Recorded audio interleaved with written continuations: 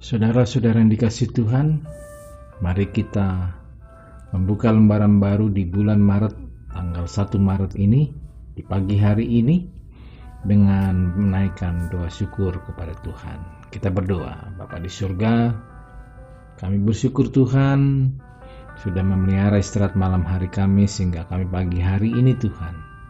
Di awal bulan Maret ini kami akan melakukan aktivitas kami, namun Tuhan, bimbing kami seturut dengan kehendak-Mu membaca dan merenungkan firman-Mu pada hari Senin ini Tuhan.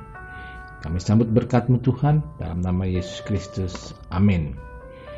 Saudara-saudara, Senin 1 Maret 2021 kita berjumpa dengan Matius 15 ayat 22.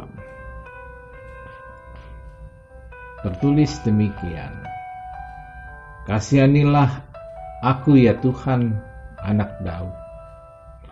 Saudara-saudara, ini adalah kisah tentang perempuan Siro Fenisia yang berasal dari Kanaan kebangsaan Yunani.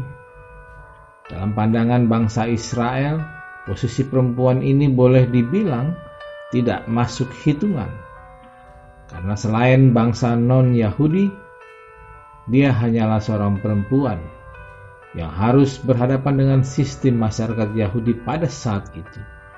Masih begitu tinggi tingkat diskriminasinya karena status kebangsaan maupun gender. Dan hal yang menarik dari perempuan itu, dia sangat mengenal siapa Yesus. Terlihat dari bagaimana ia menyapa Yesus dalam bacaan kita Matius 15 ayat 22. Kasihanilah aku ya Tuhan, anak Daud. Ini menunjukkan bahwa selama Yesus berkeliling melayani, boleh jadi dia juga mengikutinya kemana-mana, atau dia banyak mendengar dan menyaksikan karya-karya Yesus. Kemudian ketika Yesus berada di Tirus, tempat asalnya, dianggap kesempatan baginya untuk memohon pertolongan kepada Yesus dan yakin bahwa dia akan mendapatkannya. Ketika dia menyampaikan permohonan kepada Yesus, seakan tidak dihiraukannya, bahkan terkesan menghina perempuan itu. Bahkan murid-murid Yesus meminta Yesus mengusir dia karena dianggap mengganggu.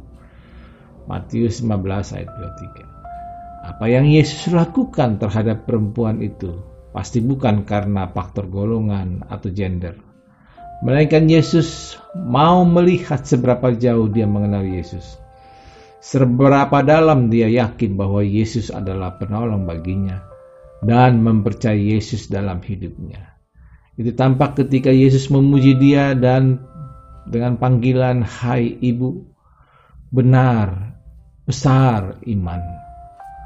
Saudara-saudara, dari sini kita menangkap ada beberapa hal dalam diri perempuan yang dianggap golongan yang abaikan itu, yaitu perempuan Siro Fenisia. Yang pertama, ternyata perempuan ini mengenal Yesus bukan sekedar sebagai tabib yang bisa menyembuhkan segala macam penyakit, tetapi dia mengenal Yesus sebagai Tuhan yang menyelamatkan. Kedua, perempuan ini mempercayai Tuhan Yesus dengan iman yang fokus bahwa Yesus adalah Tuhan. Dia tidak terpengaruh dengan sikap, kata, atau perlakuan Yesus maupun murid-muridnya yang ada dalam hatinya bahwa Yesus adalah Tuhan yang patut dipercaya. Ketiga dan yang terakhir, perempuan ini telah menunjukkan model iman yang hidup dengan tidak putus asa, tidak mengenal menyerah, tetapi apa yang dia percayai tentang Yesus, itu yang dia wujudkan melalui keyakinannya. Memohon terus-menerus kepada Yesus. Jika kita ingin mau melayani, mengalami juga kuasa Tuhan, milikilah iman yang hidup seperti perempuan Siro Fenisia. Selamat beraktivitas, Tuhan Yesus menolong kita. Mari kita berdoa. Bapa di surga, sejenak renungan yang sederhana ini Tuhan memberi pelajaran bahwa kami memang butuh dan sungguh-sungguh harus mengenali Engkau adalah Tuhan. Bagaikan perempuan Syro-Fenisia ini Tuhan. Kami mau memperlihatkan iman kami yang tidak berputus asa, pantang menyerah, dan mempercayai Tuhan Yesus di tengah masa pandemi corona, di tengah pemberlakuan vaksinasi Tuhan.